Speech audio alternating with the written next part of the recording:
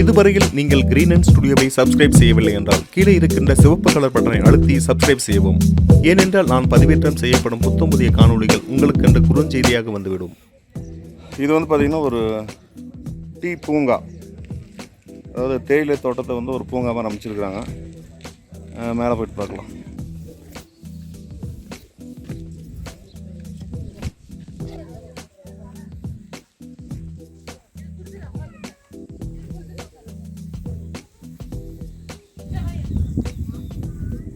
இந்த டீ பார்க்கோட சென்டரில் பார்த்தீங்கன்னா ஒரு ரிலாக்ஸ் பண்ணுற மாதிரியான ஒரு சின்ன இடம் அமைச்சிருக்காங்க. ஒரு சின்ன நிழல் கூட இருக்குது. சில்லுன்னு வீசுகிற காற்று சூப்பராக இருக்குது. அதே மாதிரி ஃபேமிலியோடு வரவங்களுக்கும் சிங்கிளாக வரவங்களுக்கும் ஒரு அருமையான இடம் அது. ரொம்ப மைண்ட் ஸ்ட்ரெஸ் இருந்ததுன்னா ஒரு 5 நிமிஷம் இல்லைனா ஒரு 1/4 மணி நேரம் அமைதியாக உட்காந்தீங்கன்னாக்கலாம் ஒரு நல்ல ரிலாக்ஸ் கிடைக்கும். இந்த இடத்துல நல்ல ஒரு அருமையான பிளேஸ். இந்த நிழல் கூட மாதிரி இருக்குது பாருங்க. இதை சுற்றி நல்லா உள்தர அமைச்சிருக்கிறாங்க.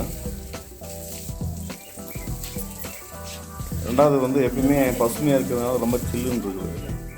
இதெல்லாம் ரொம்ப ரசிக்கும்படியாகவும் நல்ல கூலிங்காகவும் இருக்குது.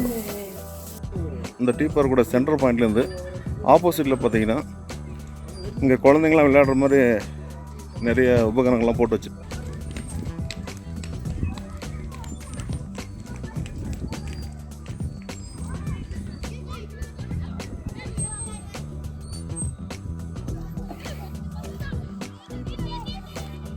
எக்ஸசைஸ் பண்ணுறீங்களா?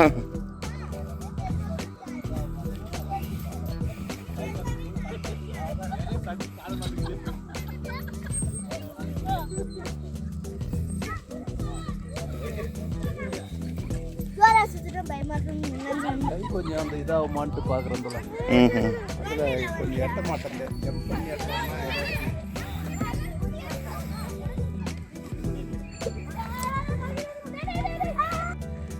ஒவ்வொரு இடங்களும் பார்த்தீங்கன்னா எல்லாமே வந்து ஒரு ஒர்த்தான பிளேஸ் தான் அந்த ஊட்டியில்.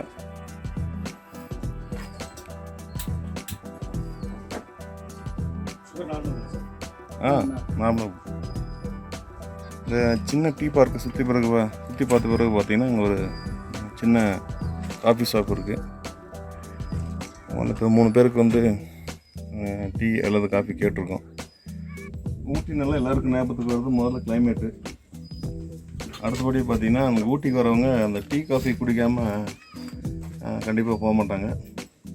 ஏன்னா நானுமே வந்து டீ குடிக்கிற பழக்கம் எனக்கு கிடையாது. இருந்தாலும் இங்கே வந்ததுனால கட்டாயம் குடிச்சிட்டு போகலான்ற ஆர்வம்.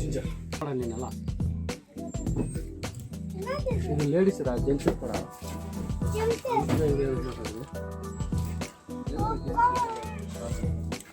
கீழே இருக்கிறாங்க.